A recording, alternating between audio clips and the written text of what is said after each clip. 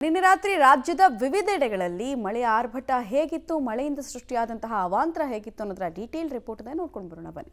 ರಾಜ್ಯದ ಹಲವೆಡೆ ವರುಣನ ಅಬ್ಬರ, ಮಳೆ ಅವಾಂತರಕ್ಕೆ 7 ಜನರು ಬಲಿ. ಹೌದು, ನಿನ್ನೆ ರಾತ್ರಿ ಸುರಿದ ಧಾರಾಕಾರ ಮಳೆಗೆ ಅವಾಂತರವೇ ಸೃಷ್ಟಿಯಾಗಿತ್ತು. ಹಲವು ಜಿಲ್ಲೆಗಳಲ್ಲಿ ಮಳೆರಾಯನ ಅಬ್ಬರಕ್ಕೆ 7 ಜನರು ಸಾವನ್ನಪ್ಪಿದ್ದಾರೆ.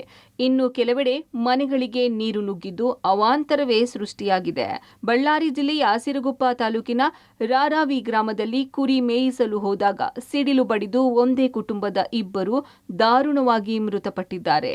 ಓರ್ವ ಬಾಲಕ ಗಂಭೀರವಾಗಿ ಗಾಯಗೊಂಡಿದ್ದಾನೆ. ರಾರಾವಿ ಗ್ರಾಮದ ಭೀರಪ್ಪ, ಸುನೀಲ ಮೃತ ದುರ್ದೈವಿಗಳಾಗಿದ್ದು, ವಿನೋದ ಎಂಬಾತ ಗಂಭೀರವಾಗಿ ಗಾಯಗೊಂಡಿದ್ದಾನೆ. ರಾಯಚೂರು ಜಿಲ್ಲೆಯ ವಿವಿಧೆಡೆ ಗುಡುಗು ಸಹಿತ ಮಳೆ ಆಗಿದೆ. ಸಿಡಿಲು ಬಡಿದು ಓರ್ವ ವ್ಯಕ್ತಿ ಸಾವನ್ನಪ್ಪಿದ್ದು, 2 ಮಹಿಳೆಯರಿಗೆ ಗಾಯಗಳಾಗಿವೆ.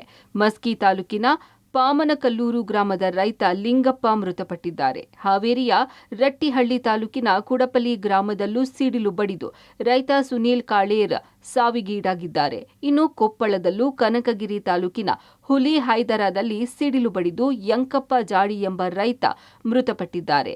ಕಾಫಿನಾಡು ಚಿಕ್ಕಮಗಳೂರಿನ ಕಡೂರು ತಾಲೂಕಿನ ಗೆದ್ಲೆಹಳ್ಳಿಯಲ್ಲಿ ಸಿಡಿಲು ಬಡಿದು ಕುರಿಗಾಹಿ ಲೋಕೇಶಪ್ಪ ಸ್ಥಳದಲ್ಲೇ ಅಸುನೀಗಿದ್ದಾರೆ. ಹುಬ್ಬಳ್ಳಿಯಲ್ಲಿ ಸುರಿದ ಧಾರಾಕಾರ ಮಳೆಗೆ ಜನಜೀವನ ಅಸ್ತವ್ಯಸ್ತವಾಗಿದೆ. ಹುಬ್ಬಳ್ಳಿಯ ಗಣೇಶನಗರ, ಆನಂದ ನಗರದಲ್ಲಿ ಮನೆಗಳಿಗೆ ನೀರು ನುಗ್ಗಿದ್ರಿಂದ ಜನರು ಪರದಾಡಿದ್ರು. ಹುಬ್ಬಳ್ಳಿಯ ಗಬ್ಬೂರಿನ ರಾಷ್ಟ್ರೀಯ ಹೆದ್ದಾರಿಯ ಸರ್ವಿಸ್ ರಸ್ತೆಯಲ್ಲಿ ಮಳೆ ನೀರಿನಲ್ಲಿ ಟೆಂಪೋ ಟ್ರಾವೆಲರ್ ವಾಹನ ಮುಳುಗಿತ್ತು.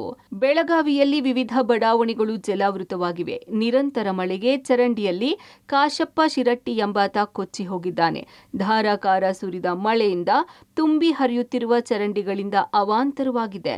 ಇನ್ನು ಗೋಕಾಕ್ ನಗರದ ರೈಲ್ವೆ ನಿಲ್ದಾಣದ ಬಳಿಯೂ ರಸ್ತೆಗಳು ಕೆರೆಯಂತೆ ಹರಿದಿವೆ. ಹಳ್ಳದ ನೀರಲ್ಲಿ ಕೊಚ್ಚಿ ಹೋದ ಬೈಕ್ ಸವಾರ. ಗದಗ ಜಿಲ್ಲೆಯ ಹಲವೆಡೆ ಭಾರೀ ಮಳೆಗೆ ಅವಾಂತರ ಸೃಷ್ಟಿಯಾಗಿದೆ. ಬೆನಕೊಪ್ಪ ಗ್ರಾಮದ ಬಳಿ ಹಳ್ಳದಲ್ಲಿ ಬೈಕ್ ಸಮೇತ ಸವಾರ ಕೊಚ್ಚಿ ಹೋಗಿರುವ ಶಂಕೆ ಇದೆ. ಭಾರೀ ಮಳೆಗೆ ಹಳ್ಳ ಕೊಳ್ಳಗಳು ತುಂಬಿ ಹರಿಯುತ್ತಿದ್ದು ಆತಂಕ ಮೂಡಿಸಿದೆ. News desk, public TV.